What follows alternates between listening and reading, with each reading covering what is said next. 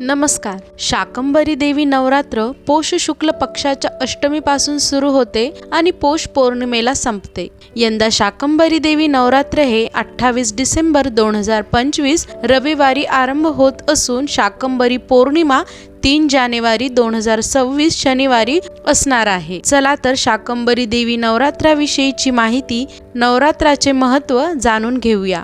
हिंदू धर्मात एकूण 4 नवरात्री साजऱ्या केल्या जातात. अश्विन महिन्यातील शुक्ल पक्षातील शारदीय नवरात्र, चैत्र शुक्ल पक्षात येणारी चैत्र नवरात्र, माघ आणि आषाढ महिन्यात तिसरे नवरात्र आणि चौथे नवरात्र पौष महिन्यात येते. हे शाकंभरी मातेचे नवरात्र असते.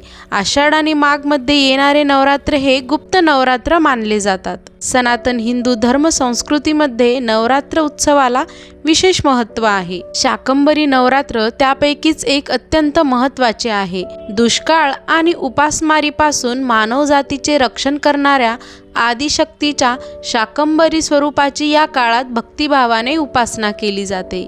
पौष महिन्यात येणाऱ्या या नवरात्रीत निसर्ग, अन्न, समृद्धी आणि दैवी संरक्षण यांचे प्रतीक म्हणून शाकंभरी देवीची पूजा केली जाते. शाकंभरी नवरात्र पौष शुक्ल अष्टमीपासून सुरू होऊन पौर्णिमेपर्यंत चालते. नवरात्र 9 दिवसांचे असते, तर कधी चंद्रस्थितीनुसार 7, 8 किंवा 10 दिवसांचेही असू शकते. नवरात्रीतील हा काळ अत्यंत शुभ मानला जातो. पौराणिक कथांनुसार पृथ्वीवर एकदा भीषण दुष्काळ पडला होता. तेव्हा देवी शाकंभरीने आपल्या दिव्य शक्तीने फळे, भाजीपाला, धान्य आणि हरितसृष्टी निर्माण करून माणसांसाठी अन्नदान केले.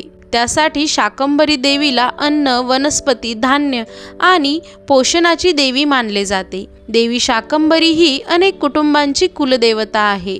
शाकंभरी हे माता पार्वतीचेच एक रूप आहे. देवी भागवतामध्ये देवीच्या उत्पत्तीची कथा आहे. त्यानुसार देवीने दीनजनांचे, भुकेल्यांचे प्राण वाचवण्यासाठी अन्नासाठी त्रासलेल्यांना आपल्या शरीरातून अनेक भाज्या, पालेभाज्या निर्माण करून त्यांना प्रेमाने खाऊ घालून देवीने त्यांचे प्राण वाचविले. म्हणून तिला शाकंभरी हे नाव प्राप्त झाले. अशी क्षुधाशांती करणारी देवी म्हणजे देवी शाकंभरी. तिला शताक्षी असेही म्हणतात. या काळात शाकंभरी देवीची विशेष पूजा केली जाते, ज्यात भाज्या आणि फळांचे दान करणेही महत्त्वाचे मानले जाते. शाकंभरी देवी सिंहासनावर आरूढ असून तिच्या हातात विविध शस्त्रे असतात. तिच्या शरीरावर भाज्या, फळे आणि फुले धारण केलेले असतात.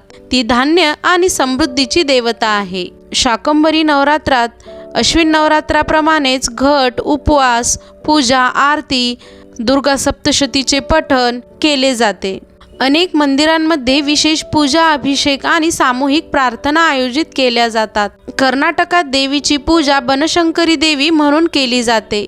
अशाच नवनवीन माहितींसाठी चॅनलला नक्की लाईक, शेअर आणि सबस्क्राईब करा. धन्यवाद.